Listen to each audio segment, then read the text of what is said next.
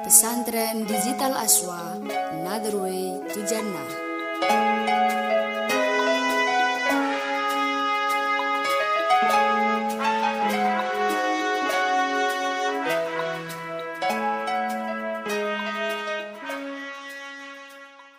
Assalamualaikum warahmatullahi wabarakatuh.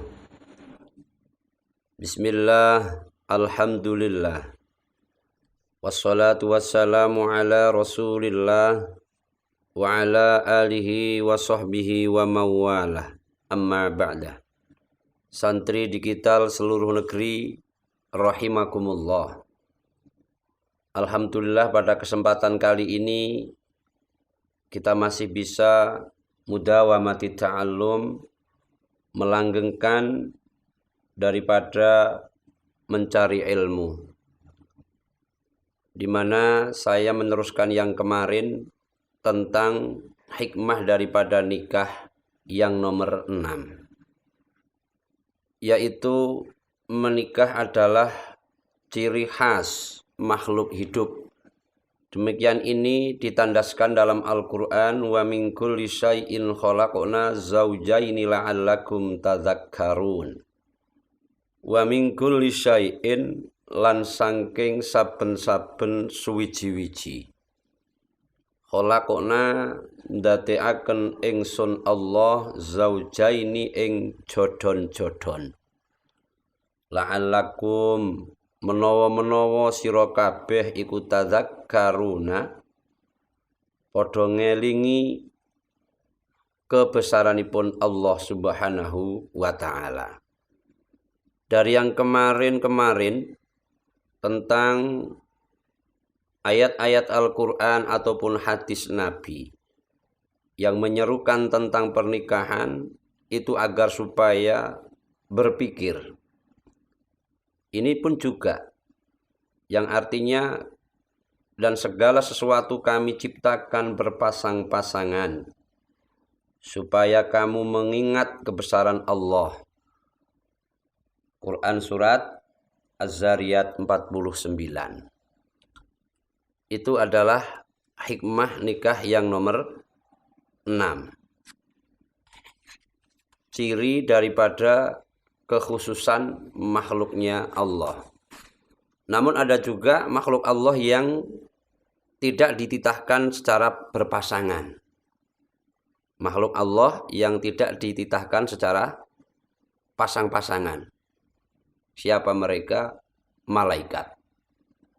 Karena kalau malaikat berpasang-pasangan, sudah tentu malaikat ada bapaknya, ada ibunya. Juga melakukan hubungan layaknya suami istri. Padahal jelas bahwa malaikat itu tidak makan dan lain sebagainya. Tidak punya bapak dan tidak punya ibu. Wal malakul ladzi bila abin wa la aklala surba wala naumalahum. Malaikat memang dititahkan oleh Allah Subhanahu wa taala, tidak lantaran bapak dan tidak lantaran ibu. Bahkan malaikat ini juga tidak makan dan tidak minum. Nah, kita sebagai manusia, sebagai makhluknya Allah selain daripada malaikat, dititahkan berpasang-pasangan.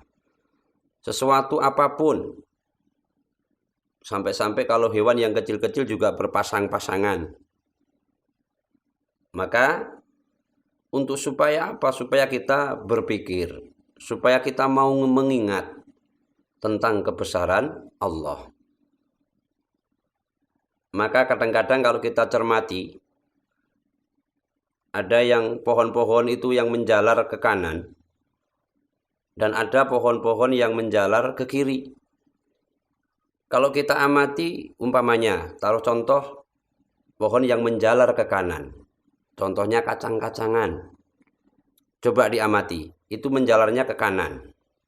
Kemudian ada juga yang menjalar ke kiri, seperti hanya gadung, itu menjalarnya ke kiri. Ini berarti kan berpasangan. Ada yang ke kanan, ada yang ke kiri. Menjalarnya ke kanan, menjalarnya ke kiri. Maka kalau kita teliti secara lebih lanjut, bahwa pohon-pohon yang menjalarnya ke kanan seperti kacang-kacangan itu buahnya bisa langsung dikonsumsi tanpa melalui proses. Maksudnya, kacang panjang itu kalau kita makan langsung, tidak usah dimasak, tidak apa-apa. Istilahnya tidak ada kandungan racun di situ. Tapi coba kalau melihat pohon gadung itu menjalarnya ke kiri dia.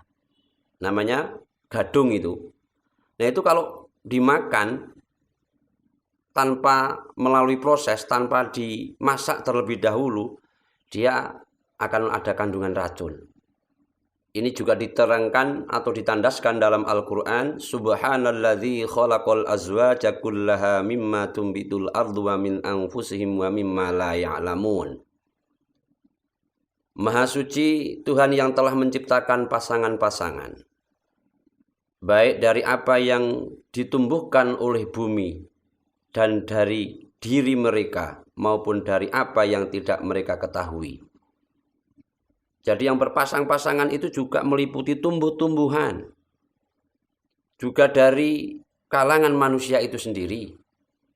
Juga apa-apa yang tidak kita ketahui. Entah apa, mungkin makhluk di luar sana, kita tidak tahu. Itu juga dititahkan dengan pasang-pasangan. Kecuali tadi yang saya sebutkan, malaikat itu. Maka kadang orang berpikir, berarti malaikat sama manusia itu mulia siapa? Atau bagusan siapa? Ya kalau melihat dari segi mulia ataupun bagusan siapa, maka ya manusialah. Barang manusia itu diberi kenikmatan secara penuh, bisa merasakan kenikmatan makan buah-buahan, makan bermacam-macam makanan, bisa menikmati rasanya punya keluarga dan lain sebagainya. Walaupun toh di situ malaikat pasti masuk surga. Nah, manusia juga masuk surga kalau memang dia melakukan apa yang menjadi perintah-perintah Allah. Kalau dia masuk neraka itu kan bukan karena dia maksudnya bukan karena dia bukan malaikat, tetapi dia karena melakukan atau tidak melakukan hal-hal yang diperintahkan oleh syariat atau Allah Subhanahu wa ta'ala. Jadi memang sedemikian Allah membuat segala sesuatu secara berpasang-pasangan untuk supaya kita berpikir, supaya kita mengingat tentang kebesaran Allah. Nah, ini hikmah nikah yang nomor 6. Kemudian setelah kita mengetahui tentang hikmah daripada nikah, maka walaupun hukum dasarnya kita tahu, hukum dasarnya adalah sunnatir Rasul, mengikuti jejak daripada Nabi.